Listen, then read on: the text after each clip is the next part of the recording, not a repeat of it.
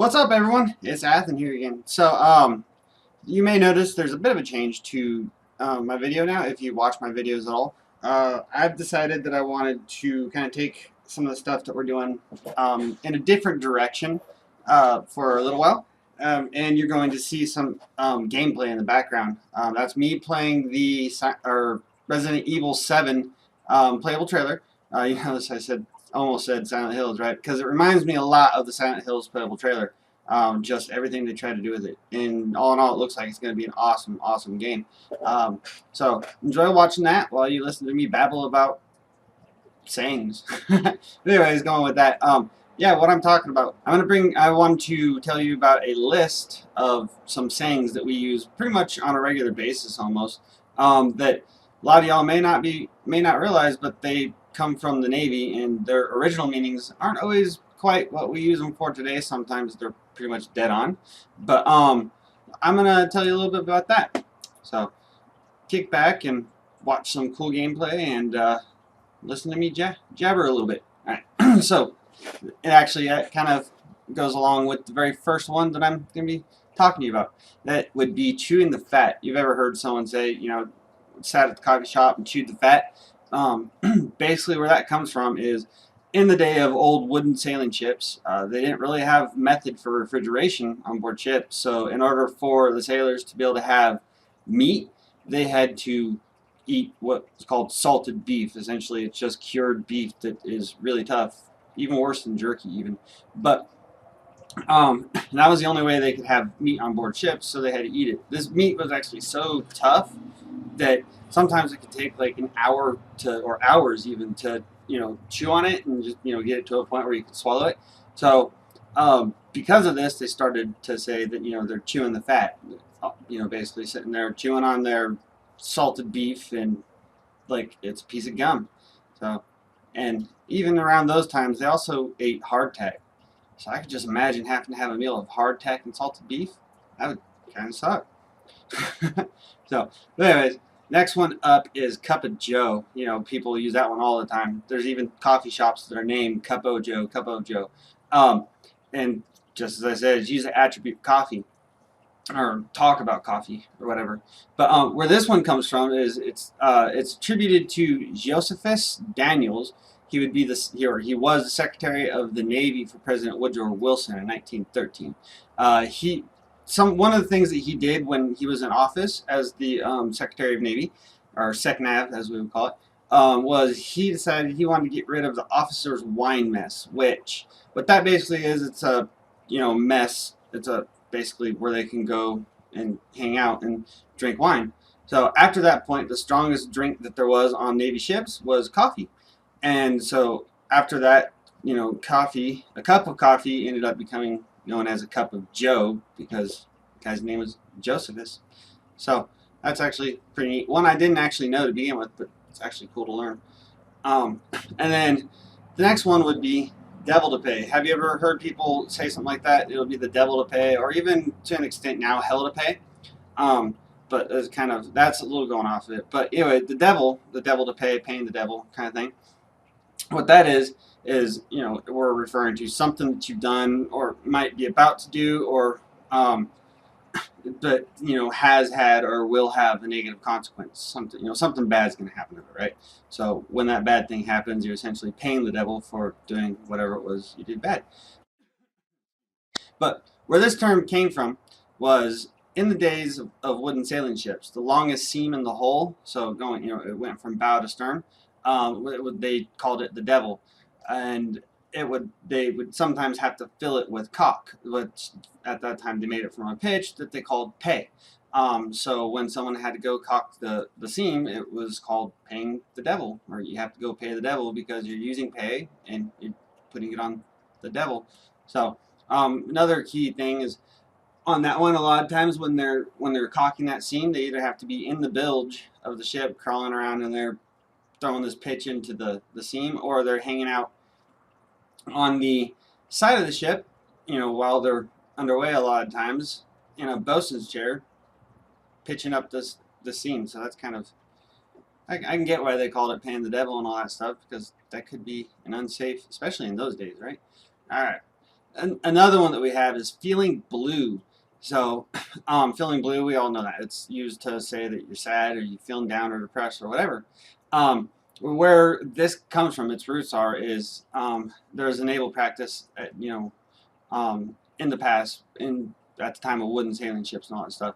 The practice was, if at sea their ship lost, and the ship lost the captain or one of his officers, the crew would fly blue flags and then paint a blue line band around the hull before they returned to the home port, to signify that, to tell everyone, inform everyone that they lost an officer or their captain. So, and that's, I mean, and that kind of, that works. That's kind of makes sense. I mean, the relation of feeling blue to that, because that's kind of literal and all that stuff. But another one that's used a lot these days is knowing the ropes. Someone, the ropes. This one was actually used to mean, originally meant the exact opposite. And what basically it meant was, in the day of sailing ships, when they actually had sails and they had rigs and line and all that stuff for it, if a sailor was not very good, just basically a novice, and they didn't know anything else other than just kind of the basic stuff, what the lines were called, where, what they did, and how to use them, and basically that's it, just knowing the basics of sailing. They say he knows his ropes. It's kind of a snide way of just saying, yeah, he just knows his ropes, kind of thing. So, and now today we use it to say someone's good at what they do. So that's interesting. Most of these I didn't know until I researched it, so this is all pretty cool stuff. And then the term hunky-dory. It's all hunky-dory. You know where that one came from? That's another one. Well, these are all going to be coming from the Navy. But that one actually has its roots from sailors going to Japan. There's actually a street in Yokohama, and also during my research for all this, I discovered that there's actually in lots of towns in Japan called this right here, because the translation for it is Main Street, but it's called Hancho-dori. And it was in the particular port town of Yokohama, it was popular for the sailors because it was really common. There were lots of bars, and I'm assuming lots of other things there that they'd like to go do, and they just kind of started saying Hancho-dori, let's go to hunky-dory, kind of thing. This one has a little bit of people say that might not quite be exactly why it is. There's other things that they think may have caused it, but this is really the only one that points directly to it. So that one could be wrong, but either way, it sounds pretty neat and it sounds reasonable.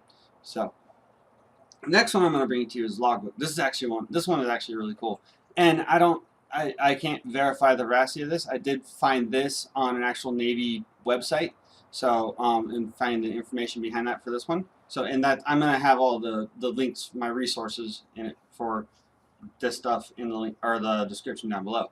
But logbook. At one point in history, the records of the ship's voyage, they used them to cut out pieces of wood, like planks of wood or like leaves of wood, I guess you'd say, shingles. World War II, shingles of wood, and they would bind it together with hinges, so it's kind of like it opens like pages, and they'd write their logs on that. So, and it just kind of they coined the term for the logbook, and for whatever reason, to this day we still call them a logbook. Which that one I actually really like that one. That's actually pretty neat. I think that's really cool. I hope it's true. I don't know. If anyone here has any knowledge of this stuff and like knows, like, no, that's not where that came from, that's so wrong, like, tell me in the comments. I want to know if I'm passing out wrong information. I did my research and everything like that, but it could still be wrong. So and then we're going to go into the next one, is taken aback. We say that often, taken aback. It's when you get shocked by something. Someone says something or something happens that just shocks you, and you really don't have the ability to speak or anything like that, or move. You can't react. You're just like shocked. But where this one comes from is on board sailing ships. The old school sailing ships. If the wind suddenly changed directions, so basically you're sailing in whatever direction you are, and a large squall pops up, and you have, instead of having the wind come from your stern, it immediately changes and comes from the bow. That sudden change of wind can damage or even completely break the mast, which would be really bad for the ship, take a while to fix it, and they're essentially dead in the water at that point. So, but that's, the taking aback. That's kind of literal also. So it's like you're taken aback from the wind. The ship can't move, it can't maneuver, it can't do anything like that. Even just in the sense that they're going and they have the wind come from their stern to their bow real quick like that, that's still going to affect their ability to maneuver and have propulsion. So it's pretty literal and it makes sense, and that's an interesting one. And the next one is 3 sheets to the wind. I know we've all used this one before, talking about when someone's really drunk. Usually they're all disheveled in a mess kind of thing. Where this one comes from, though, is on board ships, again, sailing ships, when they have, on the sails, they have lines that are used, like rigging lines and all that stuff, that are used to be able to turn the sails, the main sails and all that stuff, into the wind to catch the wind better, depending on what angle it's coming from. They're called lines, or actually they're sheets. Those particular lines are called sheets. But anyways, if they became unsecured, they'd just kind of get up and flap in the wind, and then the sail would kind of go along with it, and the ship wouldn't be able to be controlled. So if you have 3 sheets, which would be kind of like all the sheets that are for the sail, they get unsecured and they're flapping in the wind, 3 sheets of the wind, you're pretty much in, a bad situation with the ship. So that one is kind of, it makes sense that sailors would have started using that to describe someone who's just totally messed up. So, and then the next one is taking the wind out of someone's sails. When you're in an argument or a debate or something like that, and you come up with a good point, and they just, they're like, okay, I really can't do it. I can't say, I don't have any retort. You use that for that a lot of the time. But where this came from, and this is actually pretty literal also. It was a tactic that was used for fighting the ships when you had multiple ships in a battle.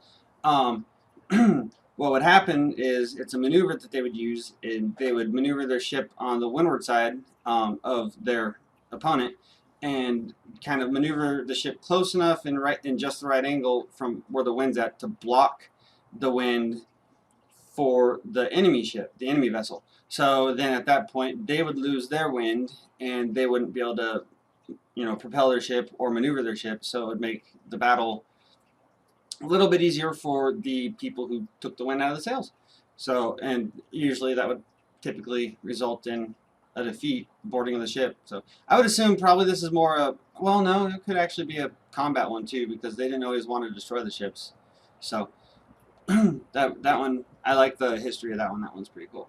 Now, wallop, you've heard of the wallop. It's like, oh, you give them quite a wallop, you punch them hard, or you hit something hard, or something like that. Just anything that has impact is a wallop. This one came from in the 1500s. In England, there was a town called Brighton, and the French burned it down. So King Henry VIII decided that he wasn't going to stand for that, so he sent Admiral Wallop out to get revenge. While Admiral Wallop was out there doing his revenge stuff, he just wreaked havoc, just destroyed the entire French coast. So, now these days, because of that, it has a lot of impact. We say it has a wallop, packs a wallop. So from what I read, he really did a number to the French coast. So that makes sense. I mean, he got a very common term in his name. So that he did a good job there. So and then the next one is bamboozle. In 1700s, pirates would often fly the colors of friendly nations on their ship to, trick people, other people in the area of the, trading lane or whatever, trick people into just dropping their guard and not really being concerned about that other ship there. So when they got in range of another ship and all that stuff, then they'd drop the colors of the friendly nation, and they'd raise their pirate flag, and there you go. They were able to take the ship. And pirates definitely, they tended to actually, instead of wanting to destroy a ship, they wanted to just take it because they wanted to loot the ship, they wanted to steal stuff from the passengers, they wanted to actually steal the ship, maybe sell it, maybe use it. So, and that was bamboozle, and you know how we usually use it, just you trick someone. So that one's pretty plain and simple. The next one is mind your P's and Q's. I know there's a lot of us who probably heard our mom or our dad say that one time, you better mind your P's and Q's. What this one is in bars. They would have like a chalkboard where they would take a tally for each of the sailors and their drinking, and they'd mark it with a P or a Q depending whatever they drank, a pint or a quart. And at the end of the night, they would tally it up, and the sailor would have to pay. Actually, sometimes it would be when the sailor got paid, they'd have to go to the bars and pay off their tab for their P's and Q's. And if they didn't mind their P's and Q's, then they could have been in some trouble. They drank too much or they spent way too much money.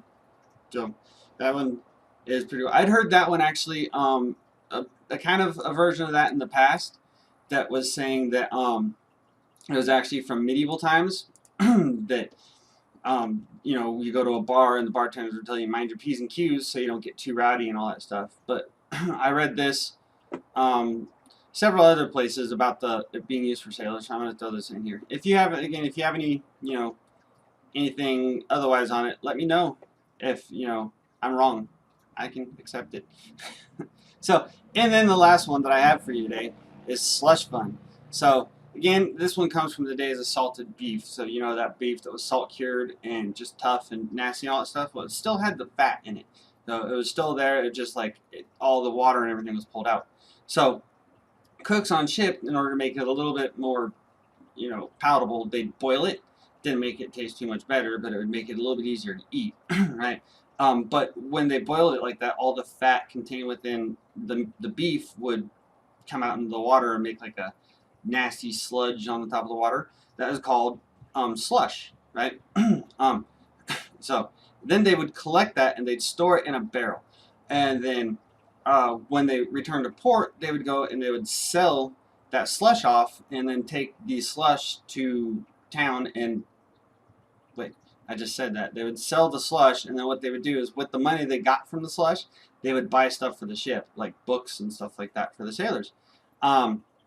So it ended up just being called their slush fund. And there was actually an episode of The Simpsons from 1998 titled "Lord of the Dance" where they reference this, or "The Lard of the Dance." I'm sorry, where they reference this. Actually, I think a majority of the movie, or not movie, show episode was kind of focusing around the whole slush fund thing and all that, which I think that's pretty awesome. And I'll have to try to find that episode and watch it. I might put a link for it down in the description, all that stuff. So there it is. I know I was kind of crappy. I'll get better over time. I'm trying to figure this whole way of doing it out. Is weird when I'm not actually talking to you guys. But either way, if you liked it, please make sure you leave a like below. Check all the stuff out in the description, and don't forget about my giveaway that we have going on the other video. I will definitely throw a link for that in the description. And subscribe and share the video so you know you can get it to other people who might like it. Either way, y'all have a good, wonderful time. You know, like whenever you're walking, you know, watching this, whatever time it might be. And remember, it's always 1700 somewhere. This is Ethan signing out.